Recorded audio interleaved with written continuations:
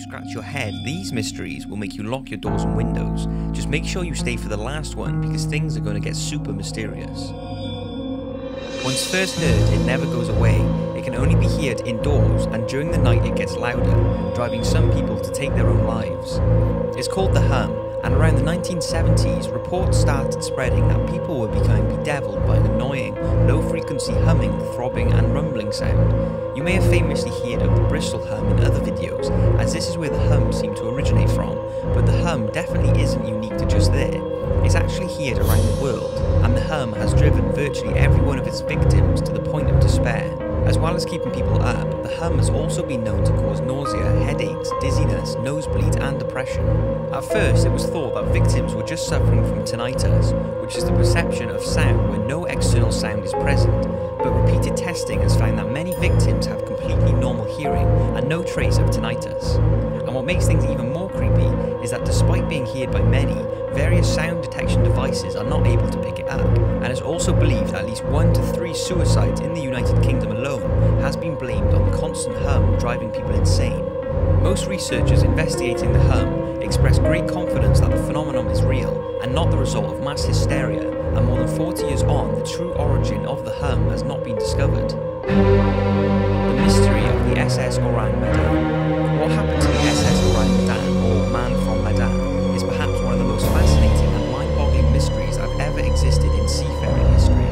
It all started on a February day in 1948, when numerous ships near Tunisia received some distress calls from the Dutch freighter SS Orang Medan.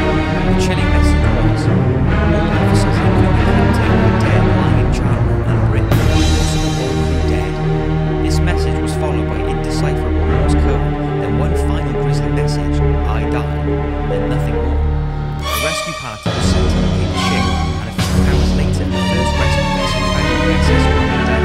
They shouted for a response, but it was nothing. After trying to hand down missile signals, there was still no response from the ship. A boarding party was sent onto the ship, and what they found was a frightening sight. All the crew and officers of the Orang Medan were dead, their eyes open, faces looking towards the sun, arms outstretched, and a look of terror on their faces. Even the ship's dog was dead, found snarling at some unseen enemy. The rescue crew felt a cold chill despite the temperature being near 110 degrees Fahrenheit. The decision was made to tow the ship back to port, but before they could get underway, a fire broke out in the ship's No. 4 cargo hold, forcing the boarding party to evacuate the Dutch freighter, thus preventing any further investigation. Soon after, the Orang Medan was observed to explode and sink. To this day, the exact fate of the Orang Medan and her crew remain a mystery. Some say that pirates killed the crew and sabotaged the ship.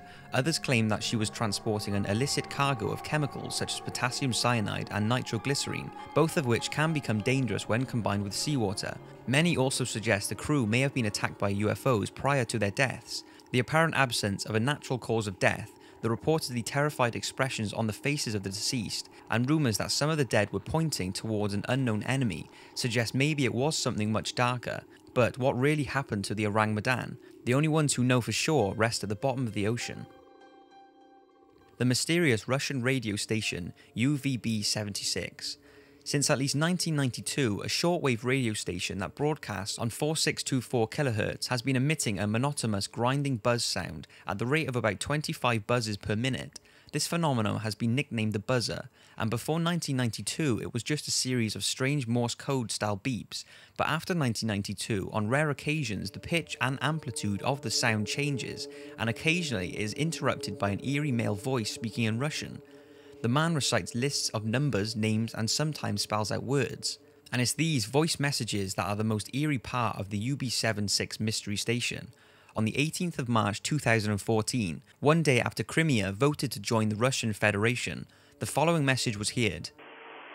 Olga, Boris, Znak, Yakov, Vasily, Leonid, Елена, Nikolai, Anna, Konstantin, Olga, Mikhail, Anna. The whole thing is very strange, and despite the government and radio stations being asked, no one knows where it's coming from. Some speculate that it is used by the Russian military for communications, while others suggest that it is used to study the ionosphere, but to this day, we at least don't know where it's coming from. Minnie and her husband William Winston had been renting a 6-room red brick home in southwest Atlanta for 22 years. Nothing strange seemed to be going on with the place, but just before midnight on September the 8th, 1987, when Minnie stepped out of the shower, she noticed that the bathroom floor was covered in splotches of blood. Mrs. Winston immediately woke her 79-year-old husband, saying, "Come look at all this red stuff coming out of the floor." Spots of blood ranging in size from a dime to a silver dollar were found on the floor and lower walls in the bathroom, bedroom, kitchen, basement and every hall. The substance was also located under a television and in a narrow, nearly inaccessible crawl space in the basement. A homicide detective said that in his 10 years of service, he's never seen anything like this. He called it an extremely strange situation. Detectives hope it was an animal, but after actually testing the blood, it was human. It was thought that it could have been Williams. However, Mr. Winston seemed to reject his blood as the solution to the mystery, saying, "I don't know what that stuff is," and the blood test would back him up. The blood was O-type and both William and Minnie's blood was A-type. They had no idea where it was coming from and did not enjoy the fact the media were bombarding their home, labeling it the house that bleeds. One reporter who gained uninvited access to the house said he found spots of blood on the floor and lower walls of the living room, and a quarter-sized splotch on the back door. The Homicide Bureau and the State Crime Lab never identified the source of the blood, nor did they detect any indication of a hoax or crime, so we will never know the exact origin of the mystery blood. The mysterious death of Elisa Lam. I wasn't lying when I said I would save the best for last. In February 2013, a 21-year-old student from Vancouver, Canada, was found dead inside the Cecil Hotel's rooftop water tank in Los Angeles. The LA coroner ruled the death as accidental due to drowning and said no traces of drugs or alcohol were found during the autopsy. End of story. However, there is much more to this tragic event than what is implied by police reports. The first being a ridiculously creepy surveillance tape that recorded Elisa's strange behaviour in the hotel elevator only a few moments before she somehow ended up in the water tank and lost her life. Here is some of the footage from the elevator surveillance camera, warning this is very strange and distressing.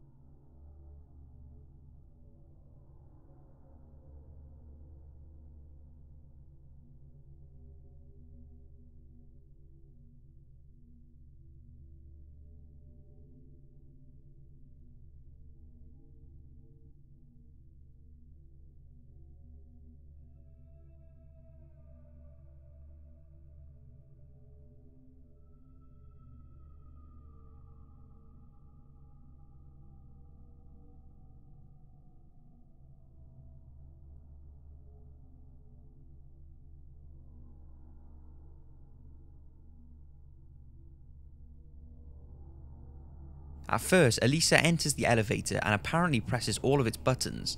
She then waits for something to happen, but for some reason the elevator door doesn't shut. She starts to look around as if she's expecting or hiding from someone or something.